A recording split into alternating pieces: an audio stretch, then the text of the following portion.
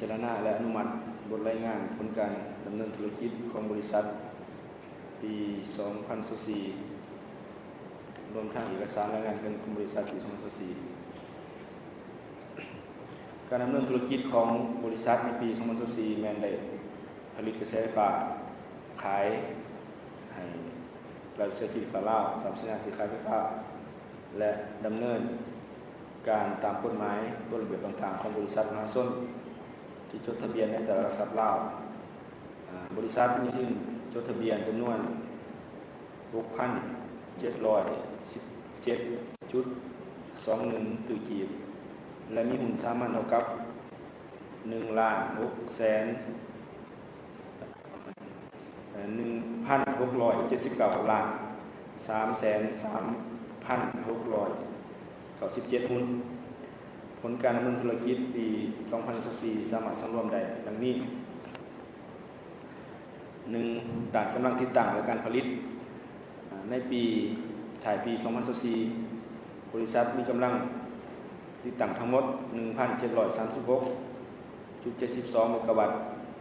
ในนี้รวมมีเครื่องไฟฟ้าพลังน้ำที่ขึ้นอยู่กับการคุ้มครองมีกำลังติดตั้งทั้งหมด 717 เมกะวัตต์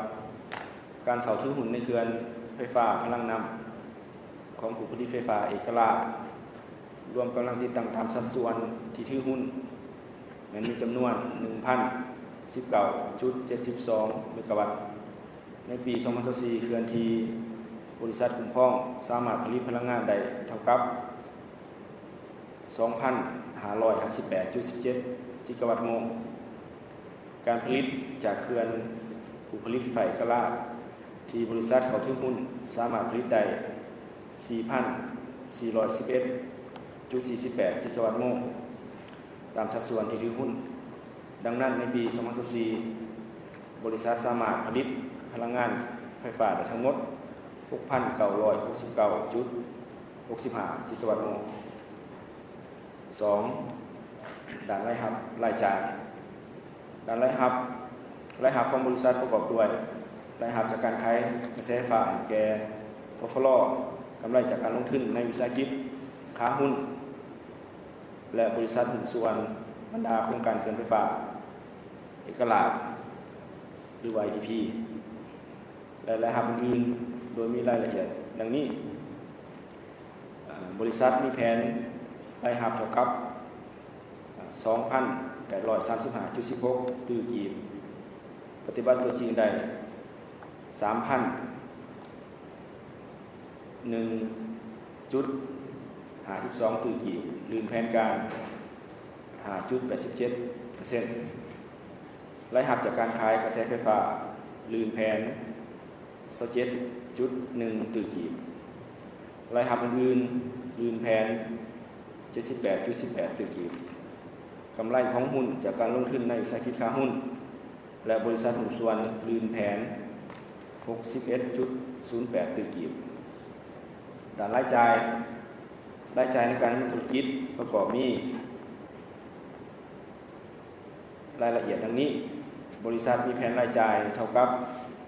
4,921.39 ตื้อกีบปฏิบัติตัวจริงได้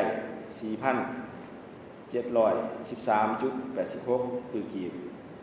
ลดแผน 4.22% รายจ่าย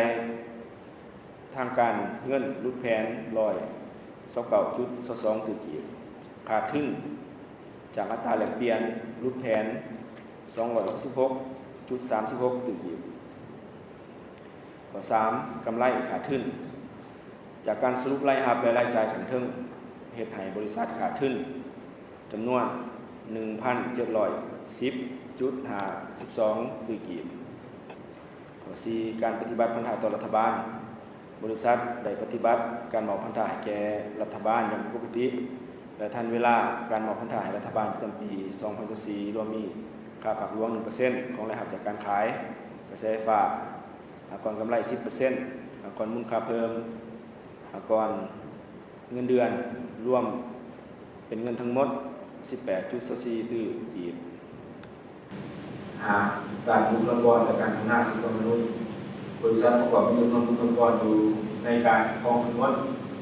788 คนยิ่ง145 คน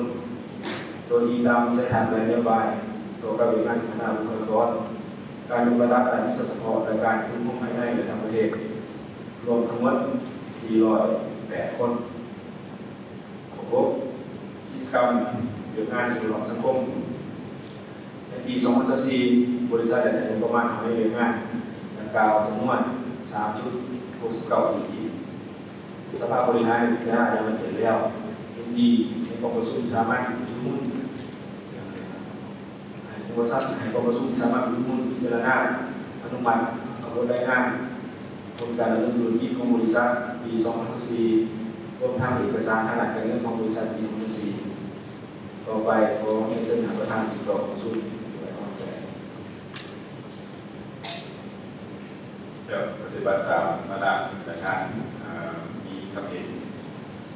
เพิ่มเติมหรือมีคำถามถึงรวมกับการงานการเงินกับหมอครับเชิญนะครับ